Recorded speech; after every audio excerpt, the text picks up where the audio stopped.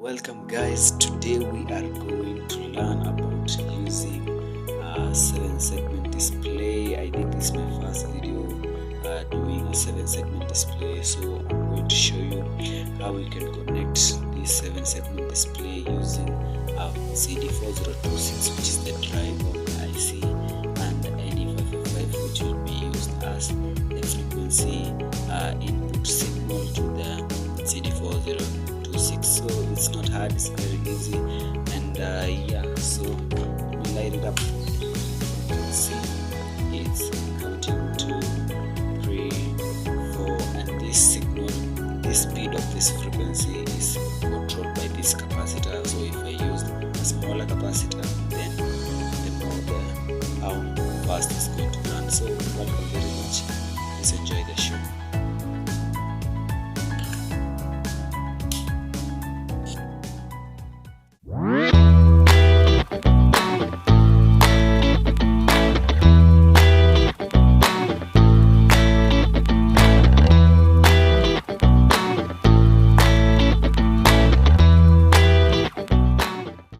So hi guys, welcome to Tronic Synergy. This is another episode where we are about to start using the 7-segment display you're seeing here.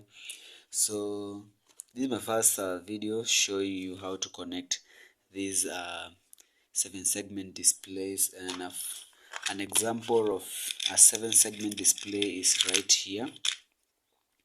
Now this is a 7-segment display. I know you've seen it somewhere, maybe running numbers or letters. So it's a very easy connection, and it's a very easy device used in display of various things out there, like temperature and everything, depending on what you want to use it for.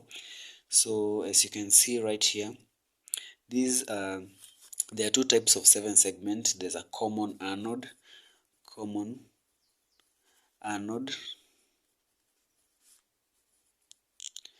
and cathode. So for a common anode, the middle pin here, this middle pin here is connected to VCC, as I've drawn here. So this middle pin here connected to VCC, common anode. For a common cathode, the middle pin here is connected to ground, meaning that the others are given positive. So for a common anode, if this is connected to VCC, the others require ground for the display to light up, different LEDs inside here. So, and let us show you how you connect them. So this is A, this flat one A, this is B, this is middle one is G, this right here F, E, D, C, and this is the decimal. This is a decimal place right down here. And the connections, you should see them. For A, you should get it from there. B, from this further one right here. That's just how they have been lined up. You should check how to connect them correctly to avoid connecting them wrongly. So this is a common anode. This is a common anode. But for my experiment today, we are going to use a common cathode, which is more common. A common anode is not very common to use because the driver of a common anode is not quite easy to get. So that's the 7-segment display. So for driving this 7-segment display, you require some special type of integrated circuit. So because I'm using a common cathode, this is a common anode, I'm going to use a common cathode for my project. So for a common cathode, you can use a CD4026B, which is right down here, contains 5-stage Johnson decade counters. You remember 4017 that I was using previously? It also contained the Johnson decade counters. So this is the pin connections of the 7-segment, and as you can see, just as we had named these letters right here, you can see them in the output of the integrated circuits, and they are decoded outputs. So for our integrated circuit, pin number 10 will be A, number 12 will be B, number 13 will be C, number 9 will be D, number 11 will be E, number 6 will be F, and 7 will be G. So these are the outputs. Then the other pins, we are going to learn how to use them. We have the carry out, we have the display enable out, we have the ungated C segment, display enable, reset, clock, clock inhibit, and clock. And pin number 16 is connected to the power supply, and pin number 8 is the ground pin. So for these other pins later on, the outputs, the ones that you are going to use are the display enable, reset, and the reset, clock inhibit, and the clock, and then the outputs. Those are the ones we are going to use. These for now we are not going to use them. We are just going to leave them open. So if you check the statement down here, says that the display, when the display is low, then the 7 decoded outputs are forced low regardless of the state of the counter. So meaning that this display enable pin number 3 should be connected to the power supply using some sort of resistor for the display to be, for the outputs to be enabled, for the outputs to be on. Yes, so that's basically how we are going to connect. It's very easy. And yes, so yeah.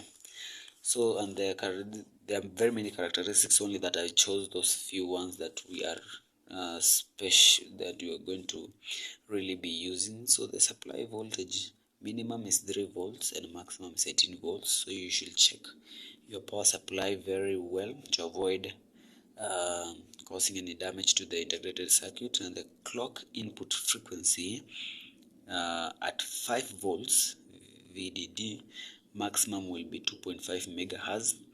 At 10 volts, maximum will be 5.5 megahertz, and 15 volts, maximum will be 8 megahertz, which is a bigger one. I think as the voltage increase, also the frequency also can increase on how you can drive your integrated circuit. So that's basically what we are going to do. So let me show you my circuit. My circuit is right here. It's very easy connection. Don't be bothered about how many things are, how many components are there. It's very easy. So this is the NE555, which will be the clock input. This gives the frequency to the integrated circuit. This is the integrated circuit. So this output will be giving the frequency, or because I've connected it in the oscillator mode, so it will be giving the frequency at which we want to drive our 7 segment. So this normal connection is just a normal oscillator mode, NE555.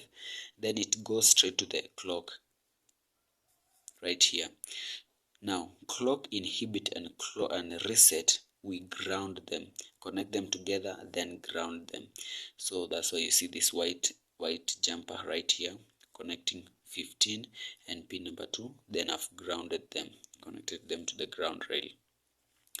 Now, as we said, display enable should be kept high to enable the outputs to be on. So the display enable, which is pin number 3 right here, I've set it high using I think these are 330 ohm resistor for it to allow the output to be on. Then the others are just the same as these ones right here, the outputs. So A pin number 10, B pin number 12, C pin number 13, D pin number 9, E pin number 11, F pin number 6, G pin number 7. So these are so you should take them out using I'm using a 1K resistor just for the purpose of protecting the LEDs right here. You can choose where you want your resistors. You can put your resistors right here from the 7 segment, then you jump them to the integrated circuit. So I like this configuration where you just take them out using the resistors, then use the jumpers to connect them to the integrated circuit. So That's basically so. And these others, we have just left them open. As you can see, they are here, they're open, so you're not using them right in this project. So that's basically how I've connected. It's just pretty simple. And we say that the frequency at which we are driving our integrated circuit is dependent on this capacitor. So if I make the capacitor bigger, then it will be slower on this end. If the capacitor is small, then it will be high on this end. So we can power the circuit and check how it works. Then yeah. So I said that I'm using a common cathode. The other one that I showed you, it was a common anode. This is a common anode. You should check once you're buying them. You should check if it's a common anode or a common cathode. So this is a common cathode. That's why I've connected them to ground. The middle one, I've connected it to ground. For this one, I'll connect it to VCC. Yeah. So let me power it and we can see how things will be. We can see how things will be. So there, let's connect it there. Yeah, power it on. Yeah, immediately you can see the displays on, and this is the frequency at which we're giving it. So you can see once it is on, it's changing the number right here, and it reaches 0, then it starts all over again. 1, 2, 3, 4, and so on and so forth. So that's basically how the integrated circuit works, and it's pretty simple thing, and you can use it in very many projects. If you have a temperature sensor, I'll show you every single way you can use it for the next video. This is just a demonstration to show you how you can use 4026 to drive a 7-segment common cathode display. And as we say, the frequency is controlled by this capacitor. So let's try using a smaller one. I have a 22 microfarad capacitor. So let's put it and check how things will be.